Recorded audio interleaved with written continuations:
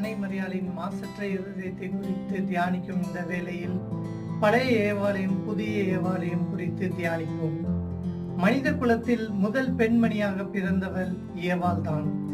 அவர் கடவுளின் கட்டளைக்கு கீழ்ப்படியாமல் இருந்ததால் இந்த உலகத்திற்கு பாவமும் மரணமும் உண்டாகியது. அதனால்தான் அவள் கீழ்ப்படியாத இருதயம் கொண்டவள் என்று நாம் அழைக்கிறோம். புதிய ஏவாளாகிய அன்னை மரியாள் கடவுளின் திட்டத்திற்கு முழுமையாக தன்னையே அர்ப்பணித்து கீழ்ப்படிந்தார். அதனால்தான் இந்த உலகிற்கு மீட்பு உண்டாயிற்று, புதிய வாழ்வும் உண்டாயிற்று.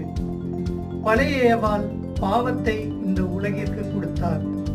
புதிய ஏவாளாகிய அன்னை மரியாள் இந்த பூ உலகிற்கு மீட்பரை வழங்கினார். பழைய ஏவாளால் இந்த பூ உலகிற்கு மரணமும் சாபமும் உண்டாகியது. புதிய ஏவாளால் புதிய வாழ்வும் மீட்பும் உண்டாகியது. பழைய ஏவாள் செய்த ஒரே பாவம் கடவுளின் திட்டத்திற்கு கீழ்ப்படியாமல் இருந்தது. கீழ்ப்படியாமல் நாம் இருக்கும்போது நாமும் பாவத்தில் வெல்கிறோம், மரணம் அடைகிறோம். ஆனால் அன்னை மரியாளைப் போல நாமும் கீழ்ப்படிந்தால் புதிய வாழ்வு அடைவோம், கடவுளின் திட்டத்தில் நாமும் பங்கு கொண்டு மீட்பும் அடைவோம்.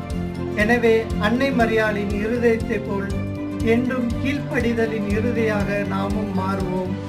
இறையாட்சியை பூவுலகில் கட்டி எழுப்புவோம். ஆமென்.